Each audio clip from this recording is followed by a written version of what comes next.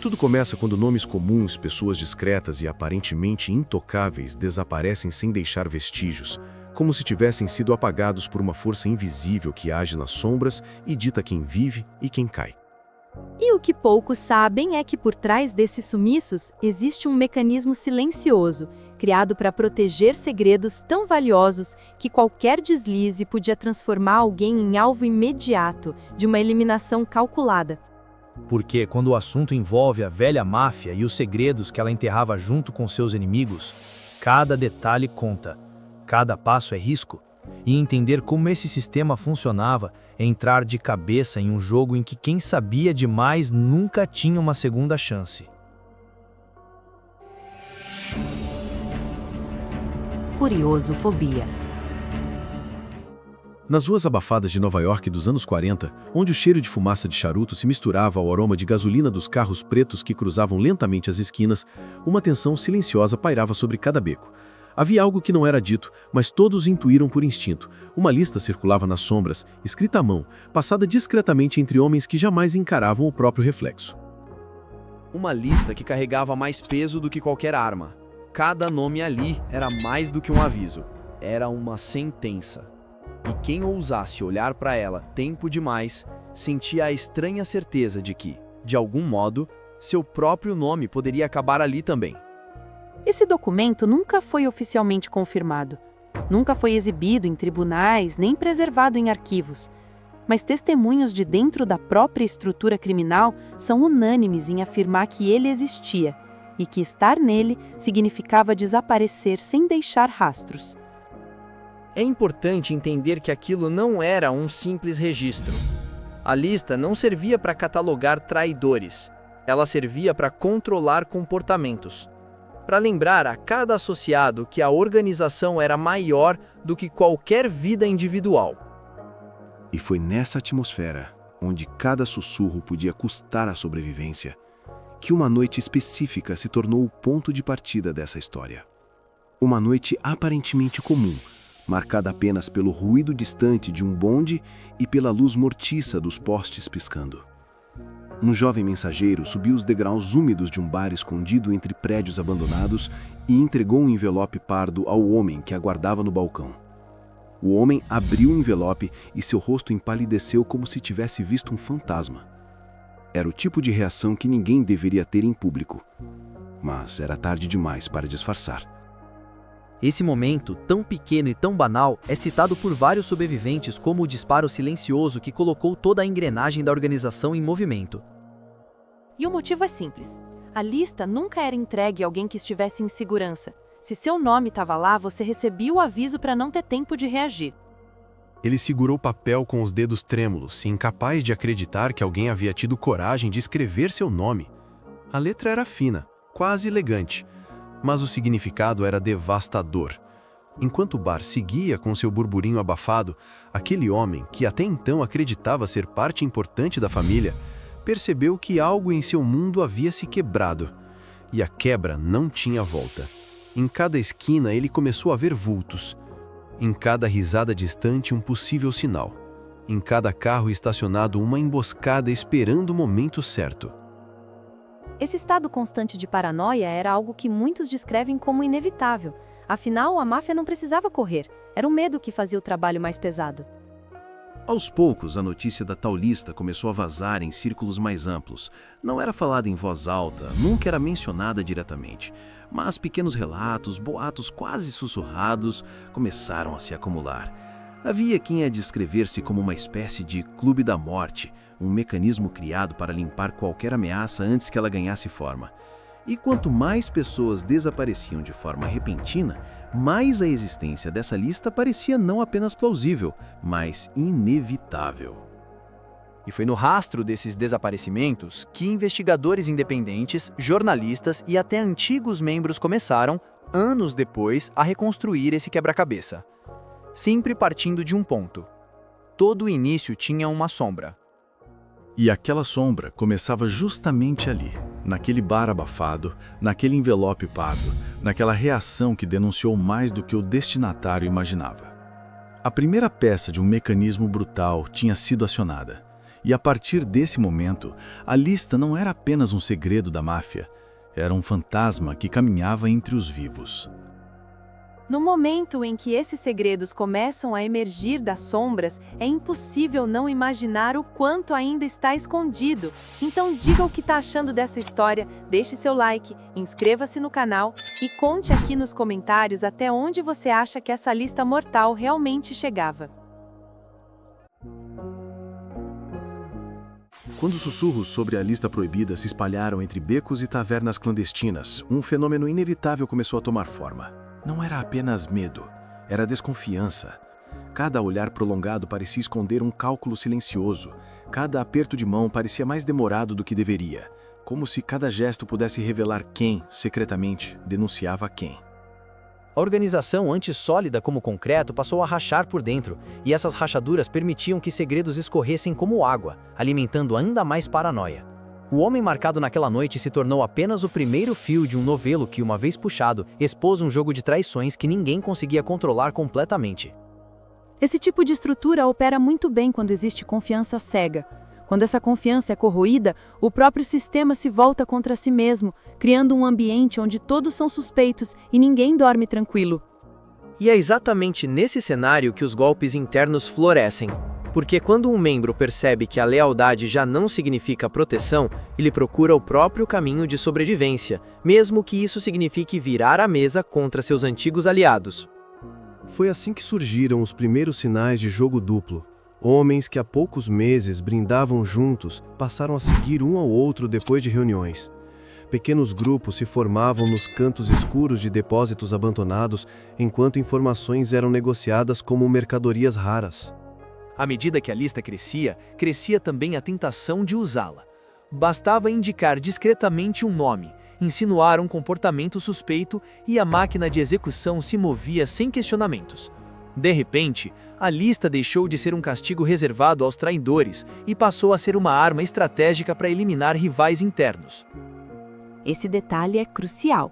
A lista não era apenas um documento, era a oportunidade perfeita para quem sempre viveu à sombra de outros ascender, eliminando obstáculos de forma limpa e silenciosa. Mas ao mesmo tempo em que as traições se sofisticavam, a própria liderança da organização começou a perceber que algo saíra do controle. Um dos chefes, conhecido por ser observador e meticuloso, percebeu que os desaparecimentos não seguiam mais um padrão lógico. Pessoas fiéis demais, úteis demais, estavam caindo. Algo estava errado. E quando a máfia desconfia, ela não pergunta, ela caça. Logo foi criada uma força interna dedicada a descobrir quem estava manipulando a lista e quem estava lucrando com o caos. O curioso é que essa força, na prática, também tinha sua própria lista, e isso transformou a investigação numa guerra silenciosa travada em corredores de hotéis, porões trancados e encontros improvisados em carros estacionados em becos estreitos. Alguns relatos descrevem essa fase como a mais perigosa da história da organização, porque já não se tratava de eliminar inimigos externos. Era uma purificação sem rosto, feita por homens que não confiavam nem nos próprios parceiros de mesa. No centro dessa teia de suspeitas estava um nome que surgia repetidamente nos depoimentos de gerações posteriores. Um homem habilidoso em manipular conversas, capaz de plantar uma ideia no momento exato para que ela crescesse sem que ninguém percebesse sua origem. Ele nunca apareceu oficialmente em registros, nunca foi preso, nunca foi julgado, nunca foi sequer mencionado em investigações formais. Mas para quem viveu aqueles anos, ele foi o arquiteto invisível da turbulência. Enquanto a organização caçava traidores, ele observava as peças se movendo como se estivesse assistindo a um tabuleiro de xadrez onde cada morte era uma jogada calculada. Essa figura misteriosa sempre é descrita como alguém que entendia que o medo é mais eficiente do que qualquer arma, e que controlar o medo coletivo era a chave para controlar tudo o que vinha depois. A caça interna atingiu seu ápice quando 3 assassinatos ocorreram em sequência, cada um em circunstâncias mais enigmáticas do que o anterior. As mortes não apenas confirmavam que haviam infiltrado, como também revelavam que ele estava sempre um passo à frente. E enquanto corpos desapareciam, uma certeza crescia. A lista, antes uma ferramenta de controle, havia se tornado uma entidade própria, guiada nas sombras por alguém que ninguém conseguia identificar. E aquela caçada, motivada pela busca da verdade, estava prestes a expor algo que mudaria completamente o destino da organização. Algo que muitos prefeririam nunca ter descoberto. Enquanto cada novo detalhe revela o peso real de viver cercado por traições e destinos selados, aproveita e me diz nos comentários o que você faria no lugar deles. E claro, deixa seu like e se inscreve no canal para continuar dentro desse mundo onde qualquer passo errado podia custar a vida. Quando finalmente perceberam que a lista havia sido manipulada do início ao fim, já era tarde demais. O caos interno tinha se espalhado como pólvora, consumindo lealdades que pareciam inabaláveis. No centro desse incêndio silencioso, surgiu um nome que, até então, ninguém imaginava que pudesse aparecer ali. Um homem discreto, sempre na lateral das reuniões, quase invisível nos arquivos e sem histórico que justificasse ser alvo de algo tão grave.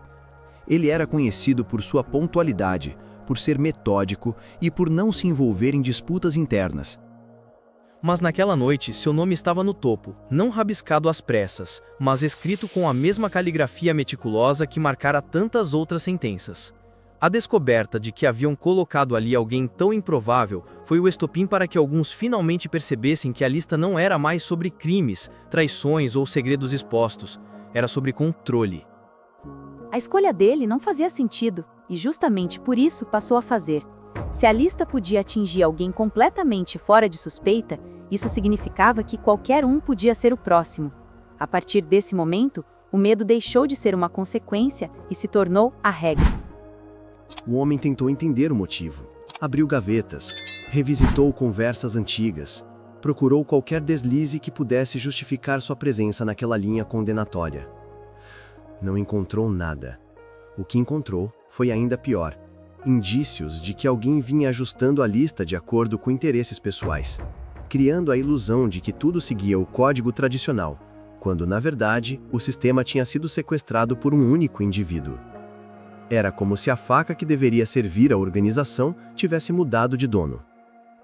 Relatos posteriores sugerem que ele foi o primeiro a compreender a verdade completa, que a lista havia deixado de ser um mecanismo coletivo e se tornado a arma particular de um manipulador silencioso que operava nas sombras, apagando rivais e moldando o futuro da família sem que ninguém percebesse. Com essa revelação, ele tomou a decisão mais perigosa que alguém poderia tomar naquele mundo. Tentou avisar os outros. As noites seguintes foram marcadas por encontros improvisados em cozinhas vazias, conversas sussurradas em corredores úmidos e mensagens criptografadas em recados deixados sob portas trancadas. Mas cada tentativa de alertar alguém parecia ser interceptada por uma presença invisível que sempre chegava primeiro. Uma porta que não deveria estar aberta. Uma sombra onde não deveria haver ninguém. Um recado desaparecido antes do amanhecer. E assim, enquanto ele lutava para expor a verdade, o responsável pela manipulação da lista se aproximava, paciente, calculando o momento exato de silenciá-lo. A tensão desses dias se tornou lendária entre os poucos sobreviventes.